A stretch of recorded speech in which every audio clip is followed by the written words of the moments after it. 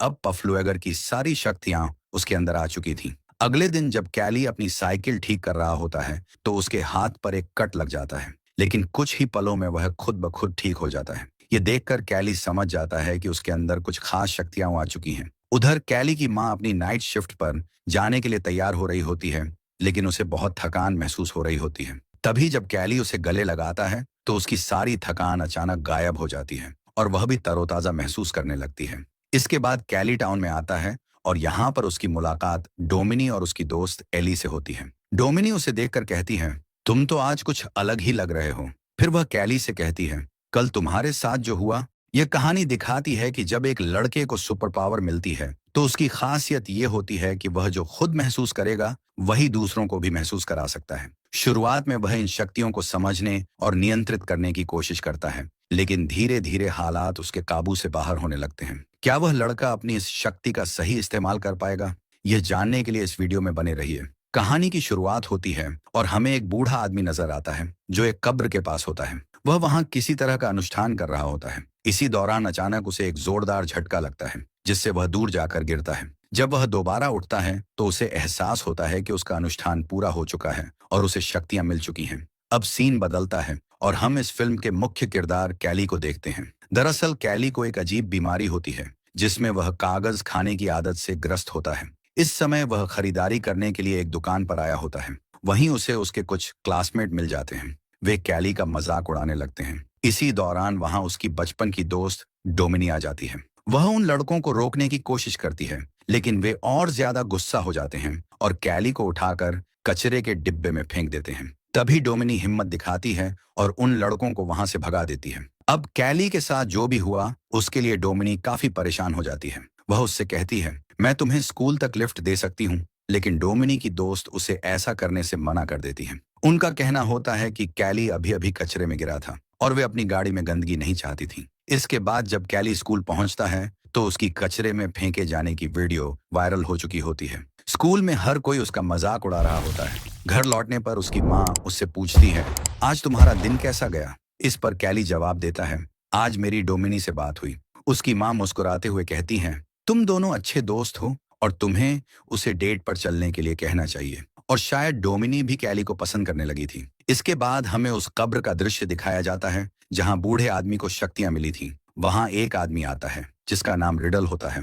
दरअसल ये सभी शक्तियां उसके पूर्वजों की थीं और उसका काम उन शक्तियों को आकर्षित करना था। दूसरी तरफ कैली को दिखाया जाता है जो अपनी कागज खाने की आदत की वजह से बीमार पड़ने लगा था। उसकी माँ इस आदत को लेकर चिंतित थी, इसलिए उन्होंने एक डॉक्टर को बुलाया था। डॉक्टर उनकी माँ से कहता है, शायद इसे कोई मानसिक समस्या है, क्योंकि तुम्हारे घर में कोई पुरुष नहीं है, इसलिए यह इस तरह की हरकतें कर रहा है। असल में वह डॉक्टर कैली की माँ को पसंद करता था और इसी वजह से बार बार उन्हें प्रभावित करने की कोशिश करता था।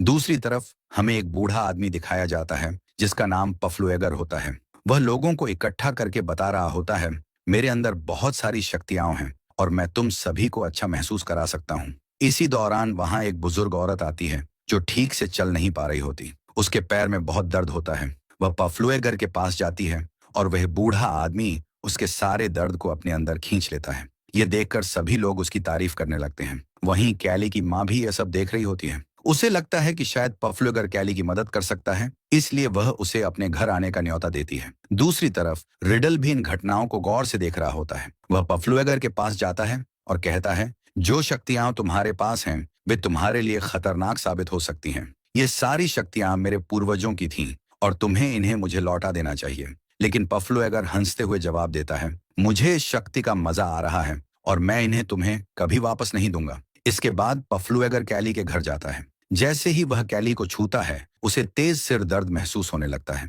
जब वह दोबारा कैली को छूता है तो अचानक से उसका दर्द बढ़ जाता है और इसी वजह से उसकी मौत हो जाती है। पफलूएगर की मौत के बाद कैली अचानक से अच्छा महसूस करने लगता है, क्योंकि अब पफलूएगर की सारी शक्तियां उसके अंदर आ चुकी थीं। अगले दिन जब कैली अपनी साइकिल ठीक कर रहा होता है तो उसके हाथ पर एक कट लग जाता है, लेकिन कुछ ही पलों में वह खुद ब खुद ठीक हो जाता है। ये देखकर कैली समझ जाता है कि उसके अंदर कुछ खास शक्तियां आ चुकी हैं। उधर कैली की माँ अपनी नाइट शिफ्ट पर जाने के लिए तैयार हो रही होती है, लेकिन उसे बहुत थकान महसूस हो रही होती है। तभी जब कैली उसे गले लगाता है तो उसकी सारी थकान अचानक गायब हो जाती है और वह भी तरोताजा महसूस करने लगती है। इसके बाद कैली टाउन में आता है और यहाँ पर उसकी मुलाकात डोमिनी और उसकी दोस्त एली से होती है। डोमिनी उसे देखकर कहती है, तुम तो आज कुछ अलग ही लग रहे हो। फिर वह कैली से कहती है, कल तुम्हारे साथ जो हुआ मैंने उसके बारे में सुना। तभी पीछे से रॉकी आता है और फिर से कैली को परेशान करने लगता है। वह गुस्से में आकर कैली के पेट पर मुक्का मारता है, लेकिन इससे कैली को कोई असर नहीं होता। उल्टा रॉकी को खुद ही चोट लग जाती है। यानी अब अगर कोई भी कैली को चोट पहुंचाने की कोशिश करेगा तो चोट उसी को वापस लगेगी। यह देखकर रॉकी और भी ज्यादा गुस्सा हो जाता है और कैली के चेहरे पर मुक्का मारने की कोशिश करता है, लेकिन फिर से उसे खुद ही चोट लग जाती है। जब कैली ये सब देखता है तो वो बहुत खुश हो जाता है। वह रॉकी से मजाक में कहता है, भाई जब तुम्हारा मन करे तब मुझे मार सकते हो। यह सुनकर रॉकी गुस्से में वहां से भाग जाता है। घर जाते वक्त कैली एक जॉब की वैकेंसी देखता है और वह नौकरी ज्वाइन कर लेता है। रात में वह बहुत खुश होता है और अपनी माँ को सारी बातें बताता है। इसके बाद रॉकी अपने पिता को लेकर कैली के घर पहुंच जाता है। रॉकी के पिता गुस्से में कैली की माँ से कहते हैं, तुम्हारे बेटे कैली ने मेरे बेटे रॉकी को मारा है। इस पर रॉकी खुद कहता है, हाँ मुझे पता है। कैली की माँ ये सुनकर कहती है, मेरा बेटा नहीं बल्कि तुम्हारे बेटे ने मेरे बेटे को मारा है। इस पर रॉकी का पिता कहता है, हाँ मुझे पता है, लेकिन आज जो हुआ वह बहुत अजीब था। कैली की माँ गुस्से में कहती है, अगर तुम्हें पहले से पता था कि तुम्हारा बेटा मेरे बेटे को मारता है तो तुमने पहले कुछ क्यों नहीं किया। वह इतनी ज्यादा नाराज हो जाती है कि रॉकी के पिता को घर से बाहर निकाल देती है।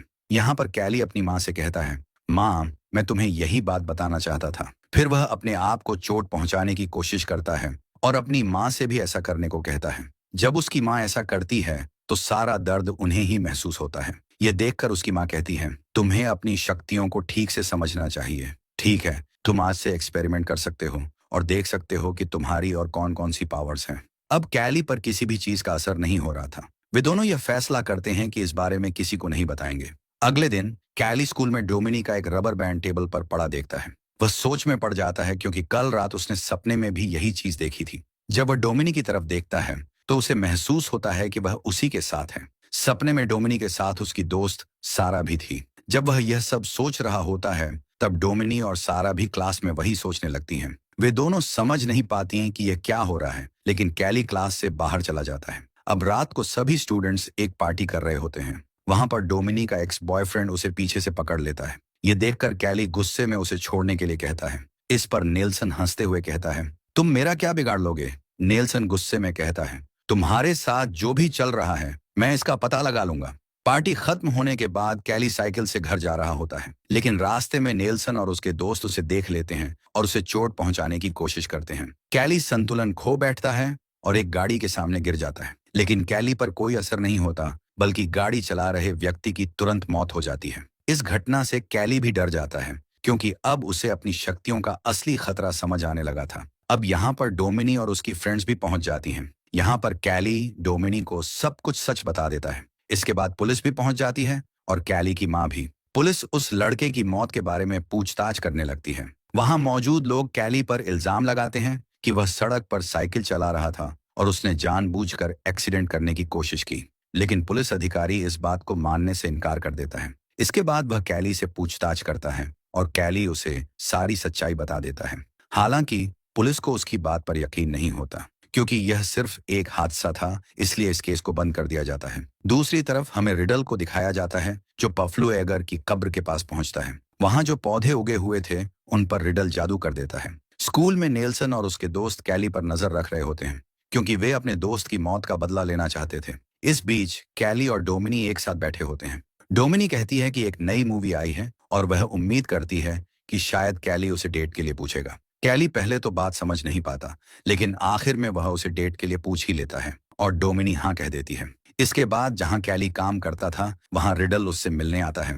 वह कैली से पूछता है कि क्या वह पफ्लू एगर को जानता है। फिर कैली उसे सब कुछ बता देता है। ये सुनकर रिडल समझ जाता है कि अब पफ्लू एगर की सारी शक्तियां कैली के अंदर आ चुकी हैं। रात में जब कैली घर आता है तो उसकी माँ के सिर में दर्द हो रहा होता है, इसलिए वह दवाई लेने के लिए बाहर निकल जाता है। लेकिन बाहर नेल्सन और उसके दोस्त उसके घर पर नजर रख रहे होते हैं। उन्हें लगता है कि शायद कैली की माँ घर से बाहर गई है और कैली अकेला है। वे अपनी गाड़ी से उसके ट्रेलर को लोहे की चेन से जोड़ देते हैं, जिससे ट्रेलर नीचे गिर जाता है। ट्रेलर गिरने की वजह से वहां गैस लीक हो जाती है। कैली की माँ बाहर निकलने की बहुत कोशिश करती है, लेकिन वह बाहर नहीं निकल पाती। तभी एक लैंप नीचे गिर जाता है और वहां आग लग जाती है। आग फैलने के कारण विस्फोट हो जाता है और कैली की मां की जान चली जाती है। जब तक कैली वहां पहुंचता है तब तक आग पूरी तरह फैल चुकी होती है। पुलिस को लगता है कि कैली भी जल चुका है, इसीलिए वे उसे अस्पताल भेज देते हैं। लेकिन बाद में पुलिस अफसर को पता चलता है कि कैली को कोई चोट नहीं आई। इसके बाद शेरिफ से मिलने के लिए रिडल आता है। वह पुलिस अफसर से कहता है कि हमारे पूर्वजों की शक्तियां अब कैली के अंदर आ चुकी हैं और हमें कुछ करना पड़ेगा। लेकिन अफसर उसकी बात पर ज्यादा ध्यान नहीं देता। अगले सीन में कैली की मां का अंतिम संस्कार दिखाया जाता है। वहां डोमिनी उसे सांत्वना देने के लिए आती है। जब सभी लोग चले जाते हैं तब कैली अपनी मां की कब्र के पास जाता है। वहां एक पत्ता पड़ा होता है जिसे वह उठाता है और खाने लगता है। लेकिन जैसे ही वह पत्ता खाता है उसे अजीब सा महसूस होता है और वह उल्टी करने लगता है। दूर खड़ी सारा ये सब देख रही होती है। अब कैली की मां की मौत के बाद ऑफिसर उसे हॉस्टल केयर में रखने वाले थे। रास्ते में ऑफिसर कैली से कहता है, तुम्हारे ट्रेलर का बैलेंस खराब हो गया था, क्या उसमें कोई परेशानी थी? और तभी कैली रोड पर नेल्सन और उसके दोस्तों को देखता है। वह समझ जाता है कि यह सब उन्होंने ही किया है। गुस्से में कैली गाड़ी से कूद जाता है और उन लड़कों का पीछा करने लगता है। वे सभी एक नदी के पास पहुंचते हैं। अब कैली वहां आकर उनका एक शर्ट पकड़ लेता है, फिर उसे अपने गले के चारों तरफ बांध लेता है और खुद को खींचने लगता है। लेकिन जिस लड़के की वह शर्ट होती है उसका दम घुटने लगता है और वह पानी में डूबकर मर जाता है। उसके सभी दोस्त उसे बचाने की कोशिश करते हैं लेकिन नाकाम रहते हैं। अब कैली बाहर आकर उन लड़कों से कहता है, अब तुम 3 लोग बचे हो और मैं तुम में से किसी को भी नहीं छोड़ूंगा। इस बीच कैली को खोजते हुए ऑफिसर भी वहां पहुंच जाते हैं, इसलिए कैली वहां से भाग जाता है। अब नेल्सन बाकी सभी लोगों को इस घटना के बारे में बता देता है। डोमिनी इस बारे में कैली से बात करती है। उसे लगता है कि कैली कभी भी किसी की जान नहीं ले सकता। जब कैली डोमिनी के पास जाता है तो वह उससे कहती है, तुम मेरे साथ चलो। फिर कैली डोमिनी को सब कुछ सच बता देता है। डोमिनी कहती है, तुम इस तरह से किसी को नहीं मार सकते।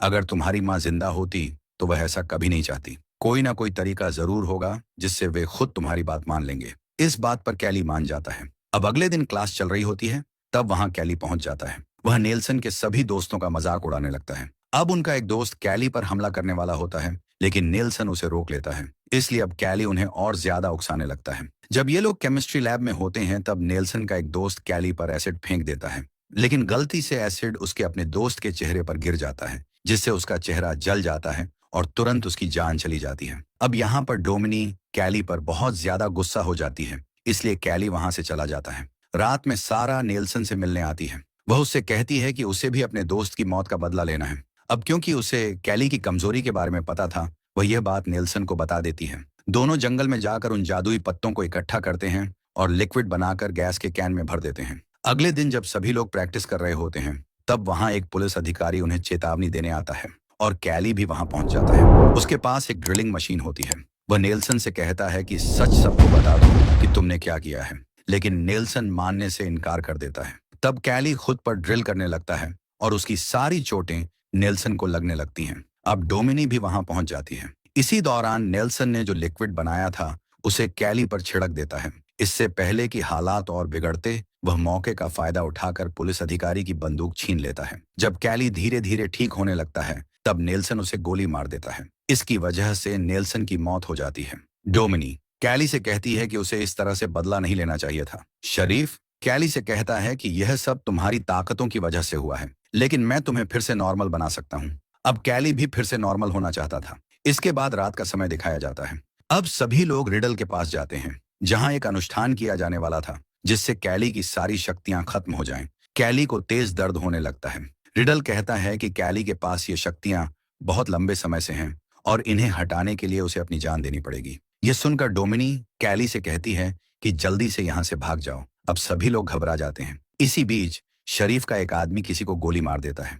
डोमिनी भी गोली लगने से घायल हो जाती है और मरने से पहले कैली से कहती है कि अपनी शक्तियां किसी को मत देना। कैली को बहुत गुस्सा आ जाता है। यह देखकर शरीफ कैली के सिर पर गोली मारकर उसे खत्म कर देता है। इसके बाद शरीफ रिडल से पूछता है कि क्या उसे शक्तियां मिल गईं? लेकिन रिडल कहता है कि नहीं। इसके बाद दिखाया जाता है कि जब लोग डोमिनी के शव को ले जा रहे होते हैं तब डोमिनिक अचानक उठ जाती है। अब कैली की सारी शक्तियां उसके अंदर आ चुकी थीं और वह अब सबसे बदला लेने वाली थी। यही सीन आखिरी होता है और इसी के साथ फिल्म खत्म हो जाती है।